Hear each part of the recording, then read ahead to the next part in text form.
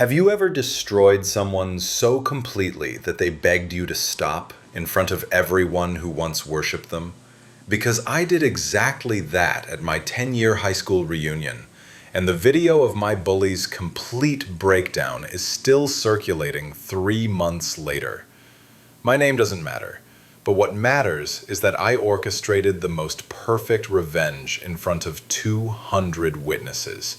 And it was so brutal that even I questioned if I had gone too far. If you love stories where the underdog wins and justice is served ice cold, subscribe, because this channel is full of revenge stories that will leave you speechless. But you need to understand the hell I lived through first, because what I did to Madison Torres that night was 10 years in the making. Madison Torres didn't just bully me. She systematically destroyed my teenage soul for sport. I was the scholarship kid with drugstore clothes and a stutter, while she was the untouchable princess whose daddy owned half the town. But the incident that broke me happened during senior year, when she discovered my private journal, where I had written about struggling with my sexuality and having feelings for our female English teacher.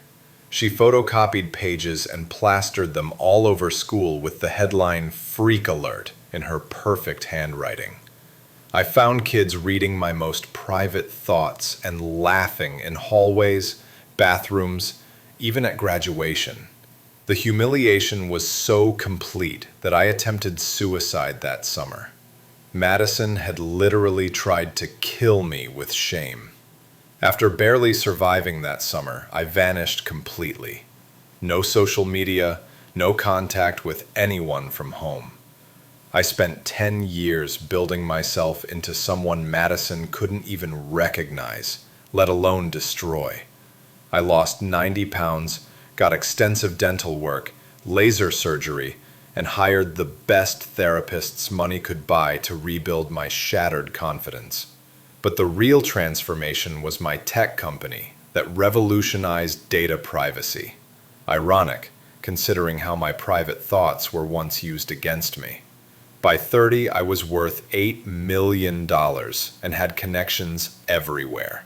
More importantly, I had become someone who understood that information is the ultimate weapon. And I was about to use everything I had learned against the person who had tried detonator. I spent months preparing for that night like it was a military operation. Designer, everything. Professional styling, and a rented Lamborghini that cost more than Madison's annual income. When I walked into that gymnasium, I was unrecognizable perfection. Former classmates who had ignored my existence were suddenly fascinated by my success story. I strategically positioned myself near the main crowd, knowing Madison would eventually approach. I had printed copies of financial documents, police reports, and court filings in my purse. Everything I needed to systematically dismantle her life was literally at my fingertips, and she had no idea she was walking into an execution. When Madison finally noticed me, I watched her brain struggle to process what she was seeing. The fat, broken loser she remembered had been replaced by someone she would have killed to be in high school. She approached with that predatory smile, probably thinking she could somehow use me for money or connections. When she realized who I was, her face went white, but she tried to play it off with fake enthusiasm about how amazing I looked. I let her ramble about her wonderful life and successful business, nodding along while mentally preparing to destroy every single lie she had just told. She had no idea she was digging her own grave with every word. That's when I started my surgical strike. I casually mentioned how challenging it must be working 3 jobs while maintaining her image, watching her face freeze as I listed each employer accurately. I pulled out my phone and showed nearby classmates her recent bankruptcy filing, explaining how brave she was for starting over financially at 38. The crowd was gathering now, sensing blood in the water. Madison tried to laugh it off, but I could see panic creeping into her eyes. She kept asking how I knew these things, and I just smiled sweetly and said I had learned the importance of doing research. But this was just the warm-up act. Then I dropped the bomb that ended her. I announced loudly enough for everyone to hear that I had just made a donation to the Children's Cancer Foundation. the same charity Madison had been stealing from for 8 months. I showed the crowd the police report detailing her embezzlement charges, explaining how she had literally stolen chemotherapy money from dying children to fund her secret gambling addiction. The gymnasium went completely silent. Madison started screaming that I was lying, but I had court documents proving face consequences. The reunion became a support group for Madison's victims, and I realized I hadn't just gotten revenge.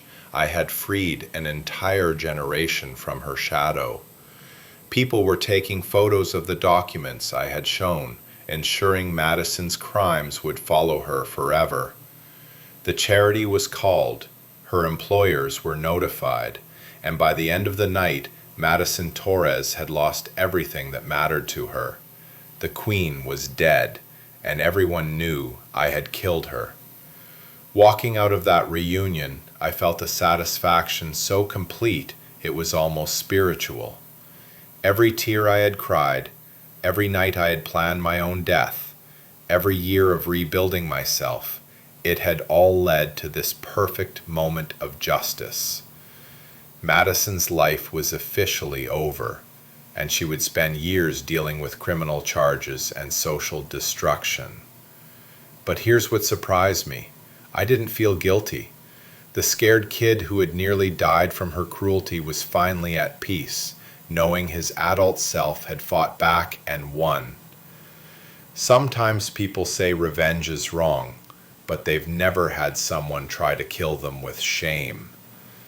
Madison Torres learned that night that some people survive your cruelty and come back stronger. Subscribe if you want to hear more stories about bullies getting exactly what they deserve.